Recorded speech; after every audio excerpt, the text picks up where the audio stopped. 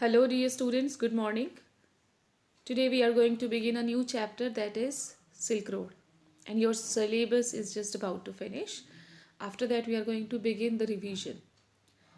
Before coming to tell you about the author, please note that you have a subjective test on Wednesday of the previous two chapters which have been covered, which are Ailing Planet and Browning version. So be prepared and do attempt the test. Okay, taking test is the best way to revise. About the author, Nick Middleton is an award winning geographer, writer, TV presenter, environmental scientist, and university lecturer. Nick is the author of 7 travel books. This chapter, Silk Road, is also about some traveling, including the bestseller Going to Extremes, which accompanied a television series he wrote and presented for Channel 4 and the National Geographic Channel on extreme environments and the people who live in them. So he has written for this television series as well. National Geographic Channel, most of the students see it. Introduction. Silk Road is a detailed account of the author's visit to Mount Kailash. He visited the place to do the Kora. What is Kora? It is a parikrama around the holy mountain with other pilgrims. The whole description is quite interesting as it reveals many unknown facts about a journey up the most difficult terrain in the world, Kailash, Mount Kailash. So, this journey is very interesting. Summary of the chapter. This article on the Silk Road gives a record of an adventure from tenderly rolling hills of Ravu to Mount Kailash.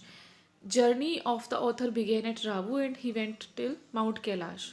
Like we go to Jammu and then Katara and then we go up.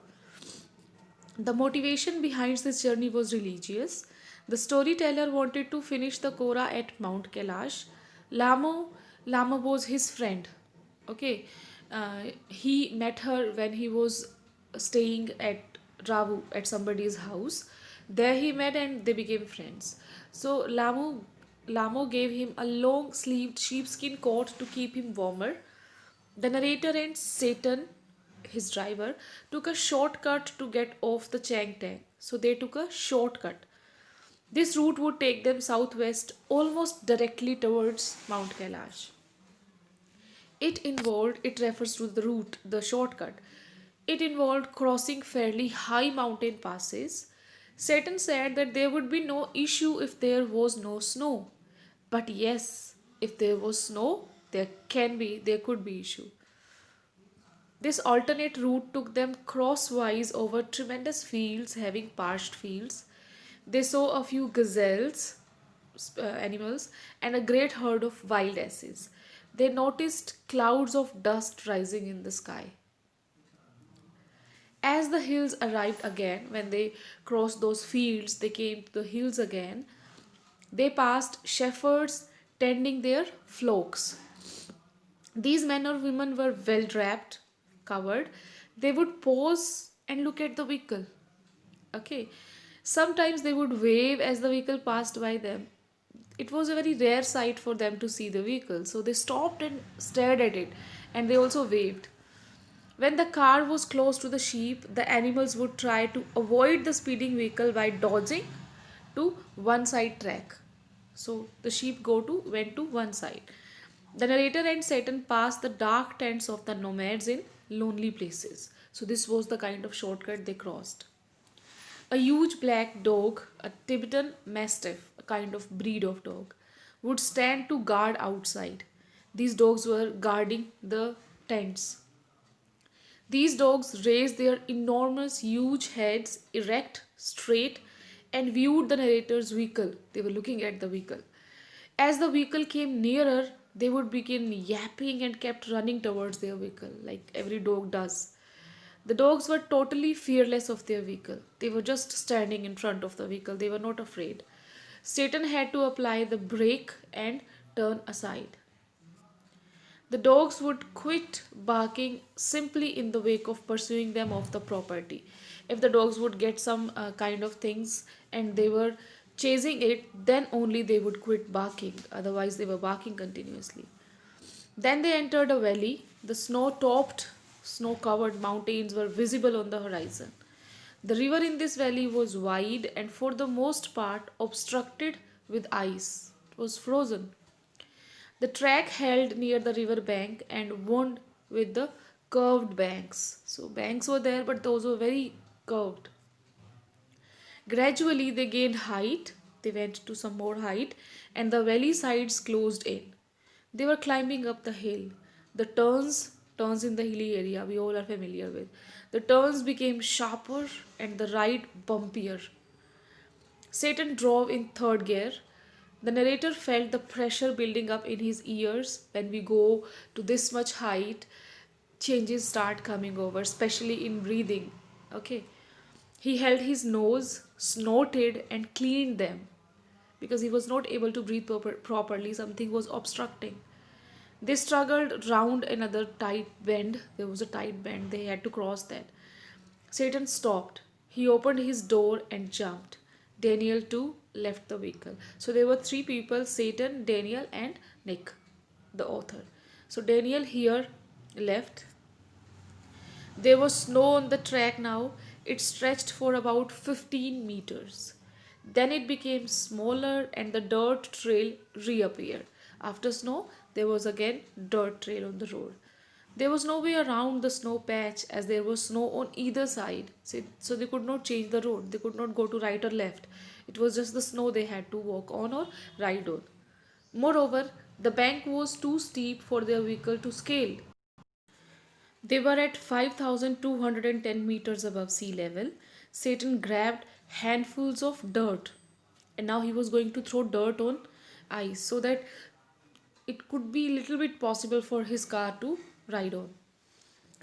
He flung them across the icy top layer. The narrator and Daniel joined him and threw dirt. Then Satan drove the car slowly and carefully on the icy surface.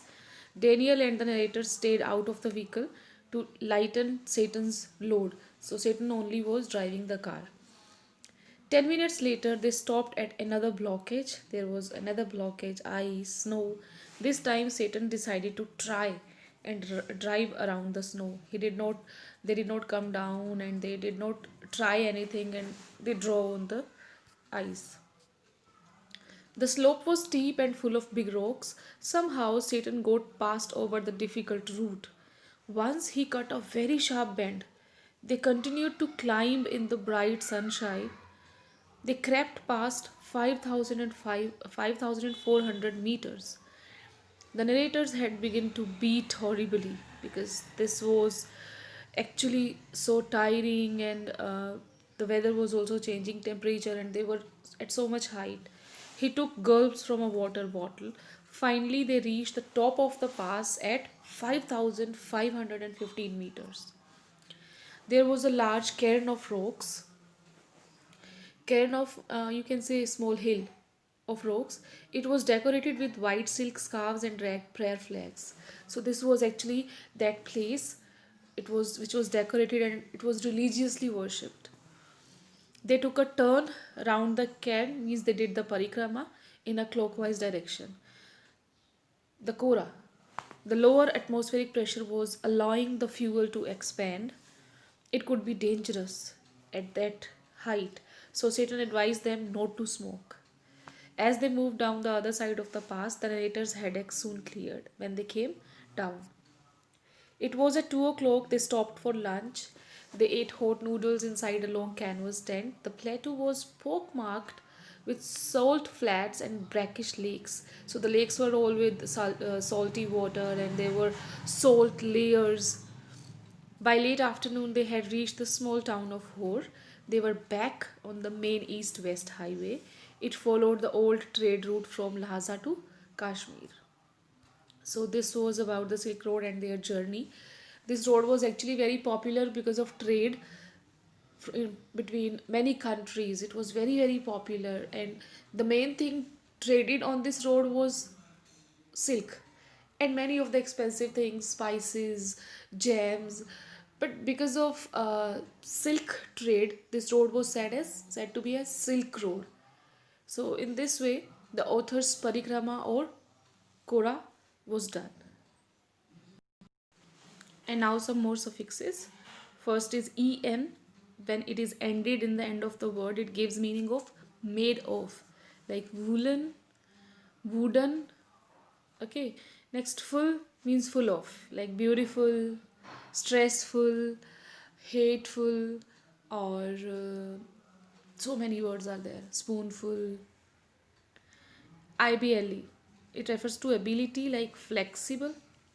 Okay, like capable. ISH, when ended in the word, gives meaning like a little, like greenish, childish, bookish. LESS means without, like careless, hopeless. AGE means a result, like wreckage. Okay, clearage, damage. ANCE, an action or state, like importance. ANT, a person, like assistant, like attendant. EE, it refers to a person, like referee. We have employee, right? Next, ENCE, an action or state again, like ANCE. Similarly, we have ENCE, like difference. Okay, coherence. Many words are there. So please note down these suffixes and please try to find out new words. Have a good day and prepare for the test. Alien Planet and Browning version. Thank you.